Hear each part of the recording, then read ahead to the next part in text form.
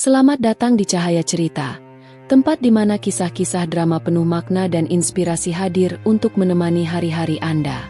Jangan lupa untuk like, komen, dan subscribe agar tidak ketinggalan cerita terbaru dari kami. Kilauan. Raka Aditya, 32 tahun, adalah sosok yang sering muncul di majalah bisnis dengan julukan Direktur Muda Paling Berpengaruh di Jakarta. Setiap pagi, ia turun dari mobil sport hitamnya dengan jas rapi, sepatu mengilap, dan tatapan dingin yang menuntut kesempurnaan dari siapapun yang bekerja di bawahnya. Ia memimpin sebuah perusahaan otomotif besar yang sedang berkembang pesat, dan hampir setiap hari diisi dengan rapat, angka, serta strategi. Dari luar, hidupnya terlihat sempurna, karir gemilang, uang berlimpah, dan tunangan cantik bernama Alia, seorang influencer terkenal yang selalu tampil memesona di media sosial. Namun di balik semua gemerlap itu, Raka menyimpan kehampaan yang tak pernah ia ceritakan pada siapapun.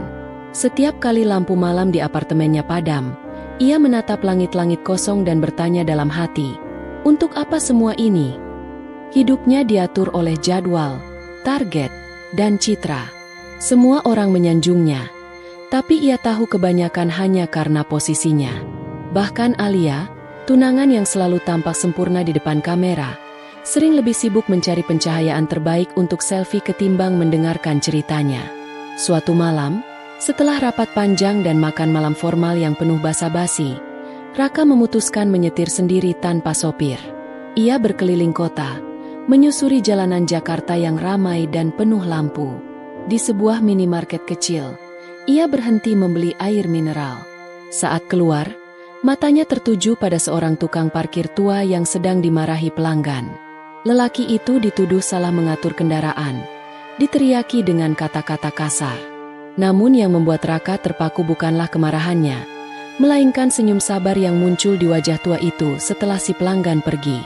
Tukang parkir itu hanya menghela napas, lalu kembali melanjutkan pekerjaannya seolah tak terjadi apa-apa.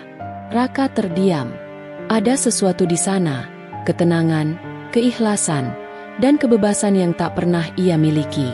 Dalam perjalanan pulang, pikiran Raka terus dipenuhi bayangan lelaki itu. Ia menatap tangannya yang lembut dan berpikir, aku punya segalanya, tapi kenapa hatiku kosong? Bagaimana rasanya hidup tanpa nama besar, tanpa uang, tanpa beban citra? Pertanyaan itu tak hilang semalaman. Untuk pertama kalinya dalam hidupnya, Raka merasakan dorongan aneh, keinginan untuk melepaskan semuanya dan mencari makna yang lebih sederhana dari kata bahagia. Hari itu dimulai seperti biasa, rapat pagi, tumpukan berkas, dan nada suara tegas Raka yang memenuhi ruang meeting. Namun siang harinya, dunia yang ia bangun dengan kerja keras mulai runtuh. Sebuah portal berita besar menulis artikel dengan judul mencolok, Direktur Muda diduga terlibat suap proyek mobil listrik. Dalam hitungan jam, berita itu menyebar kemana-mana. Investor panik, rekan bisnis menjauh, bahkan beberapa karyawan mulai berbisik di belakangnya. Raka duduk di ruang kerjanya, menatap layar laptop yang menampilkan ratusan notifikasi email. Ia tahu dirinya dijebak. Dokumen proyek itu telah dimanipulasi, tapi dunia bisnis tak mengenal kebenaran, hanya persepsi. Dewan komisaris mulai mendesak agar ia mundur sementara, demi menjaga citra perusahaan. Malam itu, Raka sendirian di kantor. Lampu ruangan hanya setengah menyala. Ia membuka jasnya, menatap pantulan dirinya di kaca. Untuk pertama kalinya, ia merasa benar-benar lelah. Hidupnya yang selama ini terlihat sempurna ternyata rapuh sekali. Cukup satu rumor untuk menghancurkannya. Ia menatap jari-jarinya sendiri dan bergumam, kalau semua ini hilang, apa yang tersisa dari aku? Beberapa jam kemudian, Raka membuat keputusan paling gila dalam hidupnya. Ia mengemasi beberapa pakaian biasa, meninggalkan mobil di garasi, dan hanya membawa satu motor tua yang dulu ia beli saat kuliah. Ia menonaktifkan semua media sosial, mematikan ponsel kerja, dan menghilang tanpa jejak. Ia menyewa kamar kecil di pinggiran Jakarta Selatan, di dekat sebuah kawasan ruko dan warung makan. Di tempat itu, ia memperkenalkan diri sebagai Rian, seorang pria sederhana yang mencari pekerjaan harian. Tak butuh waktu lama hingga ia diterima sebagai tukang parkir di depan deretan ruko. Hari pertama terasa seperti mimpi. Panas terik membuat kulitnya gosong. Tangannya lecet karena mengatur kendaraan dan menarik peluit seharian. Namun anehnya, di balik rasa sakit dan peluh itu, ia merasakan sesuatu yang belum pernah ia rasakan, kebebasan. Tak ada jas mahal, tak ada panggilan, Pak Direktur. Orang-orang menilainya bukan dari merek jam tangan, melainkan dari cara ia membantu dan menyapa. Saat matahari terbenam dan ia duduk di tepi trotoar, Rian menatap langit jingga sambil tersenyum kecil. Untuk pertama kalinya dalam hidupnya, ia merasa hidup, bukan sebagai direktur, tapi sebagai manusia. Hari itu, panas Jakarta terasa seperti membakar kulit. Rian baru saja selesai menjaga parkiran di depan deretan ruko. Kemejanya basah oleh keringat, peluitnya tergantung longgar di leher, dan perutnya mulai berbunyi keras. Ia berjalan menyusuri trotoar, mencari tempat makan murah. Di antara deretan toko, matanya tertumbuk pada papan sederhana bertuliskan, "Warteg Bahagia."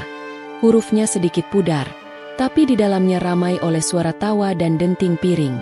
Aroma sayur asem dan sambal terasi menyeruak keluar, menggoda siapapun yang lewat. Rian melangkah masuk. Di dalam, kipas angin berputar malas, meja-meja kayu berjajar rapat, dan pelanggan datang silih berganti.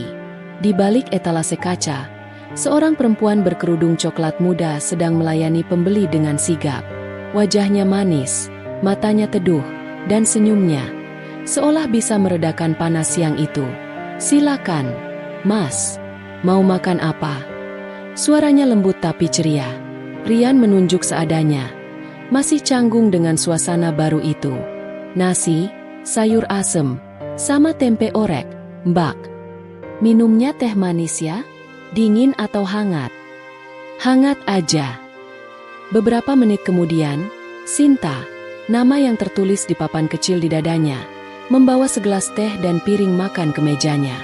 Ia menatap Rian sejenak, lalu berkata sambil tersenyum, "Kalau capek kerja, duduk dulu, Mas. Hidup jangan diburu-buru." Kalimat itu sederhana, tapi menancap dalam di hati Rian. Ia menatap perempuan itu lama, seolah mencari arti di balik kata-kata yang terdengar begitu ringan namun jujur. Di dunia lamanya, tidak ada orang yang berbicara seperti itu. Semua tergesa, semua sibuk mengejar sesuatu yang bahkan tak mereka pahami. Rian makan perlahan, menikmati setiap suapan. Rasanya bukan hanya enak, tapi juga menenangkan. Ia memperhatikan Sinta yang sibuk melayani pelanggan, membantu ibu-ibu menambah nasi, bercanda dengan anak kecil, dan tetap tersenyum meski peluh membasahi pelipisnya. Saat Rian hendak membayar, ia menyodorkan uang lebih. Tapi Sinta menolak dengan sopan. "Jangan, Mas. Pas aja. Kalau sering makan di sini, nanti saya kasih bonus tempe goreng," ujarnya sambil terkekeh. Rian hanya tersenyum, hatinya hangat. Sejak hari itu, Warteg Bahagia menjadi tempat singgahnya setiap sore. Di antara piring nasi, obrolan ringan, dan tawa Sinta, Rian menemukan sesuatu yang tak pernah ia dapatkan di ruang rapat atau restoran mewah. Rasa tenang yang tulus. Ia tak tahu kenapa, tapi setiap kali melangkah pergi dari warteg itu, hatinya selalu terasa lebih ringan, seolah sebagian dari dirinya yang hilang mulai kembali pulang. Hari-hari berlalu dengan ritme baru yang mulai terasa akrab bagi Rian. Pagi ia menjaga parkiran, siang membantu pemilik ruko memindahkan barang, dan sore hari, seperti kebiasaan, ia akan mampir ke Warteg Bahagia. Di sana, selalu ada Sinta dengan senyum hangat dan sapaan yang membuat lelahnya sirna. Lambat laun, Rian bukan sekadar pelanggan tetap. Ia mulai membantu Sinta mengangkat galon air, mengelap meja setelah pelanggan pergi, bahkan ikut menjaga parkiran depan warteg saat ramai. Sinta sering menggoda, "Mas Rian ini kayak asisten serba bisa, ya?" Rian hanya tertawa. "Gak apa-apa, asal dapat bonus teh manis." Keduanya tertawa ringan. Dalam kesederhanaan itu, Rian merasakan kebahagiaan yang nyata. Suatu sore yang tampak biasa, Rian tengah membantu Sinta menata kursi ketika suara televisi kecil di pojok warteg menarik perhatian semua orang. Sebuah berita dengan tulisan mencolok muncul. Direktur muda Raka Aditya diduga kabur setelah kasus proyek bermasalah mencuat. Spons Sinta berhenti di udara. Para pelanggan langsung heboh. Wah, itu direktur yang kaya banget itu, kan? Iya, yang punya mobil mahal itu loh. Katanya lari ke luar negeri. Padahal masih muda. Sayang banget. Rian terdiam. Napasnya terasa sesak. Ia melihat wajahnya sendiri di layar. Gambar dari konferensi pers beberapa bulan lalu, dengan jas hitam dan senyum formal. Kini, gambar itu berubah menjadi simbol kehancuran reputasinya. Jantungnya berdegup keras. Ia menunduk, berusaha menyembunyikan wajahnya di balik topi lusuh yang selalu ia pakai. Sinta ikut menatap layar, lalu bergumam pelan. Kasihan, ya, padahal orang kaya. Tapi mungkin gak bahagia. Kadang hidup orang kelihatan sempurna, padahal siapa tahu dia capek banget. Kata-kata itu menghujam jantung Rian seperti pisau. Ia ingin berkata bahwa Sinta benar, bahwa pria di televisi itu bukan kabur, tapi lari dari hidup yang penuh kepalsuan. Tapi lidahnya keluh. Ia hanya bisa tersenyum hambar dan menunduk lebih dalam. Setelah berita itu berakhir, suasana warteg kembali ramai, tapi Rian tetap diam. Di matanya, dunia terasa terbalik. Dulu ia duduk di ruang ber-AC menonton berita tentang orang kecil dari layar kaca. Kini ia justru menjadi bagian dari mereka, melihat dirinya sendiri dibicarakan sebagai sosok yang gagal. Sinta memperhatikan wajah Rian yang tampak murung. Mas, kenapa? Kelihatannya sedih. Rian tersenyum paksa. Nggak apa-apa, cuma capek aja. Sinta menatapnya lembut, lalu menuangkan teh hangat ke gelas Rian. Minum dulu. Kadang hidup memang gak selalu adil, tapi selama kita jujur, Tuhan pasti tunjukin jalannya. Rian menggenggam gelas itu erat. Hangatnya menembus telapak tangan dan perlahan menenangkan dadanya yang bergejolak. Dalam diam, ia tahu satu hal, Sinta bukan hanya pelayan warteg, tapi seseorang yang membuatnya ingin bertahan, meski seluruh dunia sedang membicarakan kejatuhannya. Beberapa hari setelah berita itu menyebar, Rian hidup dalam kecemasan yang ia sembunyikan rapat-rapat. Ia tetap bekerja sebagai tukang parkir, tetap tersenyum pada pelanggan, tetap membantu Sinta di warteg. Namun setiap malam, setelah warteg tutup dan jalanan mulai sepi, ia duduk di kamar kos kecilnya, menatap layar ponsel butut yang jarang ia nyalakan. Suatu malam, rasa penasaran mengalahkan ketenangannya. Dengan tangan gemetar, ia menyalakan ponsel lamanya dan membuka pesan-pesan yang menumpuk. Ratusan panggilan tak terjawab dari asistennya, puluhan email masuk dari dewan direksi, dan notifikasi media sosial yang penuh berita tentang dirinya. Dunia lamanya sedang kacau, dan ia tak ada di sana untuk menjelaskannya. Rian akhirnya menelepon asistennya, Dimas, dengan suara pelan. Mas Raka, semua orang panik, tapi saya yakin Mas nggak salah. Kami masih cari bukti buat bersihin nama Mas. Rian menghela napas panjang. Jangan sebut nama itu. Sekarang aku cuma Rian. Dimas terdiam sejenak, lalu menjawab lirih. Baik, Mas. Tapi cepatlah pulang. Dunia nggak bisa tunggu selamanya. Setelah panggilan itu, Rian membuka media sosial tanpa sadar. Di sana, wajah Alia memenuhi beranda. Tunangannya yang dulu selalu tampil sempurna di depan kamera. Dalam sebuah video, Alia menangis.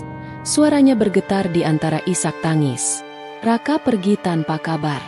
Aku nggak tahu harus bagaimana. Aku cuma berharap dia kembali.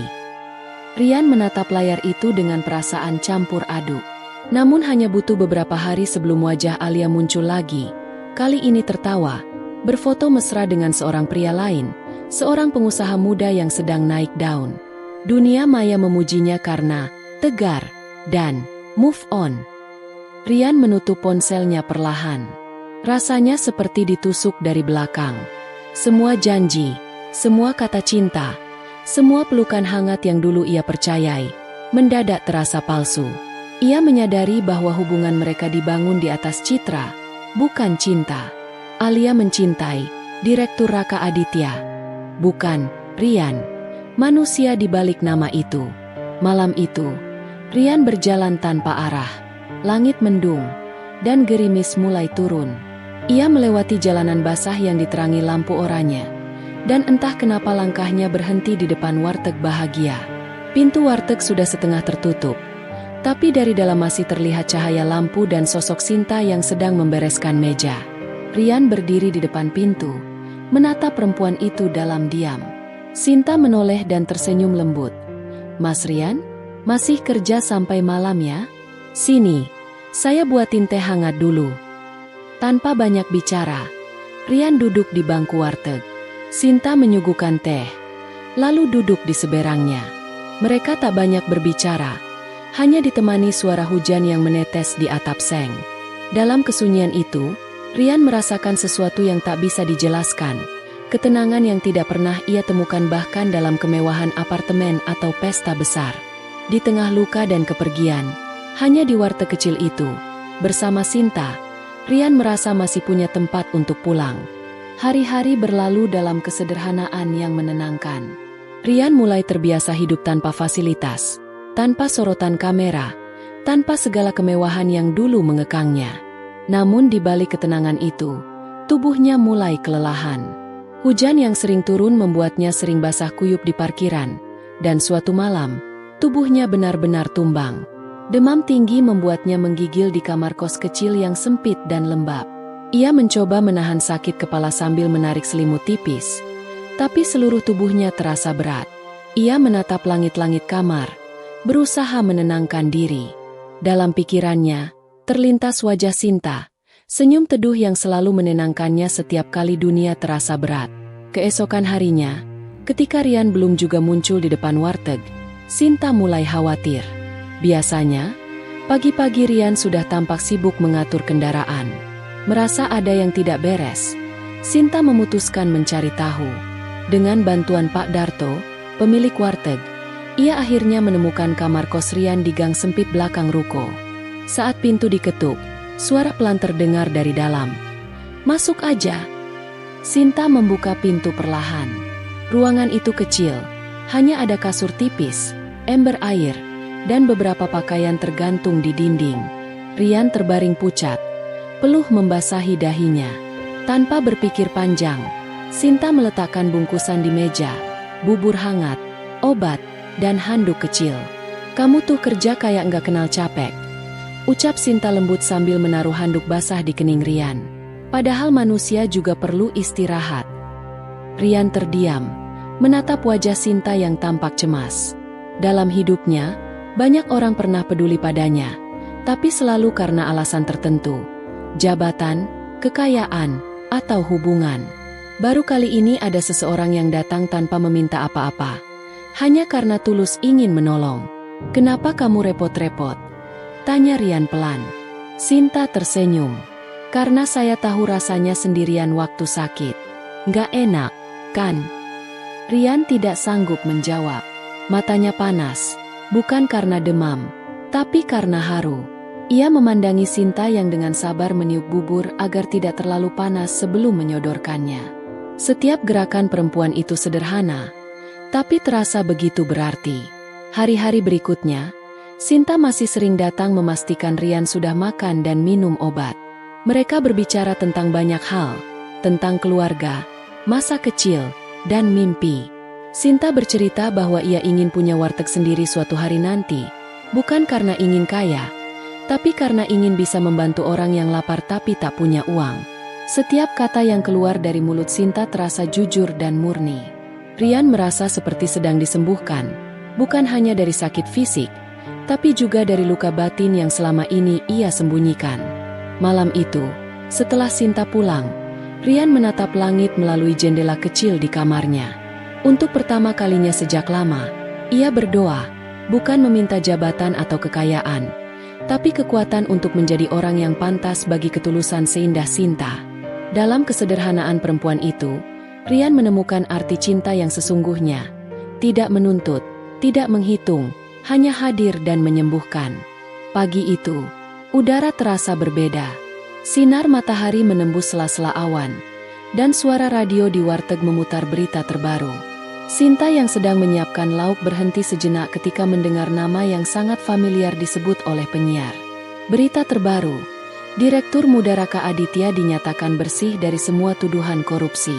Investigasi internal dan tim hukum menemukan bukti bahwa fitnah tersebut dibuat oleh rekan bisnisnya sendiri, demi menjatuhkannya dari posisi direktur utama. Sinta menatap layar televisi kecil di pojok warteg. Gambar pria berjas hitam muncul dengan tulisan besar, Raka Aditya kembali ke puncak. Tangannya gemetar. Ia menatap wajah di layar itu. Wajah yang ia kenal begitu baik. Senyum itu, sorot mata itu, bahkan lekuk bibirnya sama persis dengan Rian, tukang parkir yang selama ini membantu di depan warteg. Sinta mematung. Sendok di tangannya jatuh, membentur lantai dengan bunyi nyaring. Pelanggan di sekitar menatap heran, tapi Sinta tak peduli.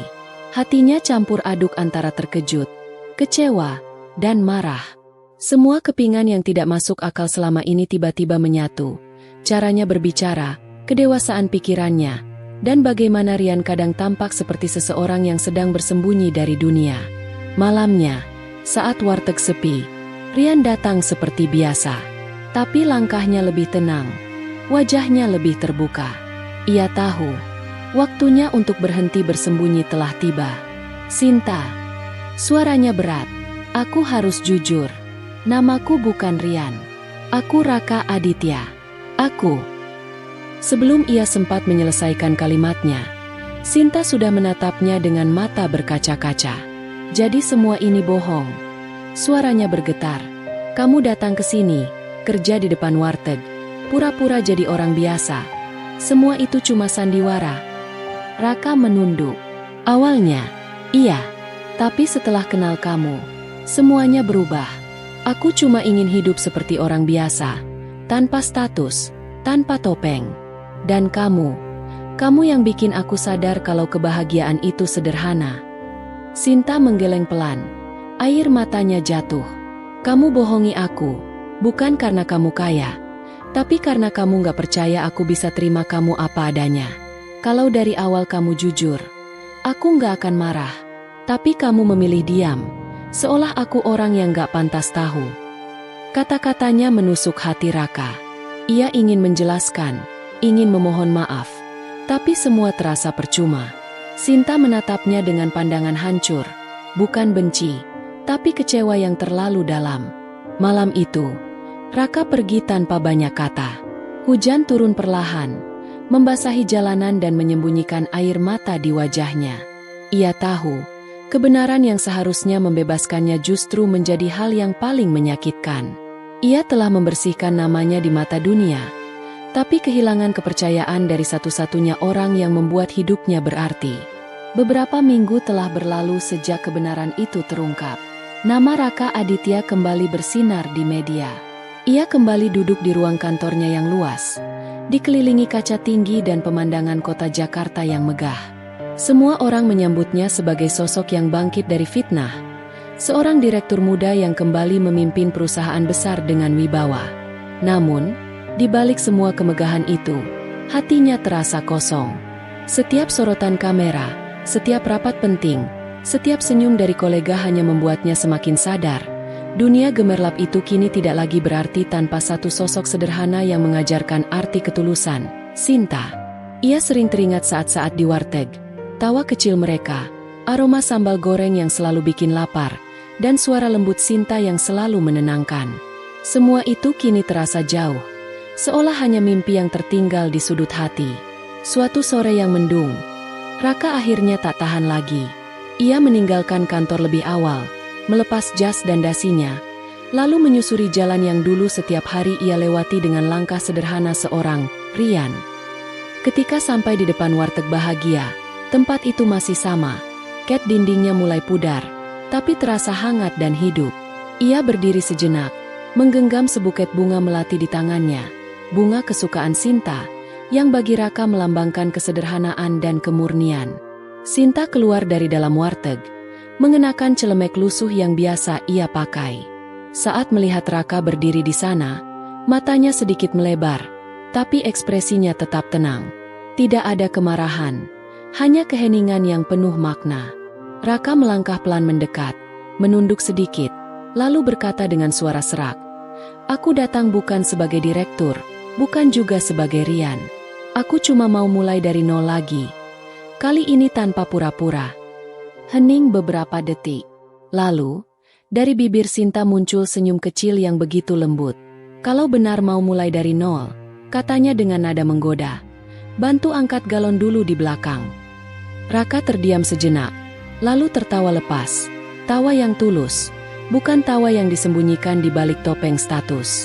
Ia menaruh bunga melati di meja, melepas jam tangannya, dan tanpa ragu ikut mengangkat galon air ke dapur warteg. Di momen itu, dunia seakan berhenti sejenak. Tak ada kamera, tak ada jabatan, tak ada kebohongan. Hanya dua hati yang pernah tersakiti, kini berani jujur dan saling menerima. Sore itu, di antara aroma nasi hangat dan tawa sederhana, cinta mereka benar-benar mulai tumbuh.